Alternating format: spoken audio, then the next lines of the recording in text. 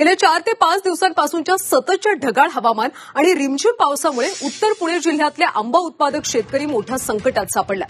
बदलत्या हवामानामुळे आंब्याच्या मोहरवर रोगाचा प्रादुर्भाव वाढलाय, त्यामुळे याचा मोठा परिणाम उत्पन्नावर होणार आहे।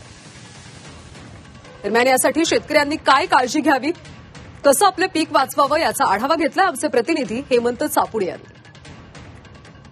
जुन्नरमधील आंब्याला हे खरं तर एक वेगळी चव असते आणि तो खरं तर आता शिवनेरी हापूस या नावाने ओळखला जातोय।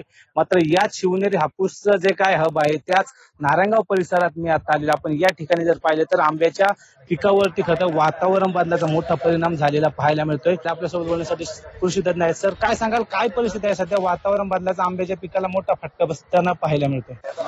सर, आपण जे जसं म्हणलात त्या पद्धतीने बरोबर आहे की वातावरणातील बदल, ढगाळ वातावरण, दव पडणे याच्यामुळे आंबा पिकातील जो मोहर आहे त्या मोहरावर वेगवेगळ्या किडीचा प्रादुर्भाव होतो। याचा विचार करून शेतकरी बंधूंनी माझं विनंती आहे की फवारणी करणं गरजेचं आहे। ज्यांची मोहर निघायच्या अगोदर असत तर त्यांनी आंतरप्रवाह एखादं कीटकनाशक फवारणीला घेतलं तरी चालतंय, पण ज्यांचा मोहर निघलेला आहे तर त्यांना माझं असं सजेशन आहे शेतकरी बंधूंना की मधमाशीला पूरक असलेलंच कीटकनाशक फवारणीमध्ये वापरणं गरजेचं आहे। मग त्याच्यामध्ये स्पिनोसॅड आहे, त्याचबरोबर जे आपण निंबुळी नीम ऑइल हे सुद्धा वापरू शकतो, किंवा आजारडिस्चिन जे कीटकनाशक आहे जैविक, हे की जे कीटकनाशक मधमाशीला पूरक असलेले, कारण की त्याच्यामुळे पॉलिनेशन जर झालं तरच आपलं पुढं चांगल्या पद्धतीने काहिऱ्या तयार होणार आहेत।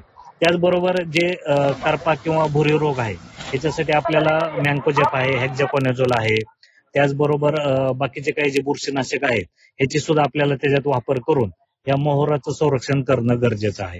हेमंत चापुडे, झी मीडिया, जुन्नर, पुणे।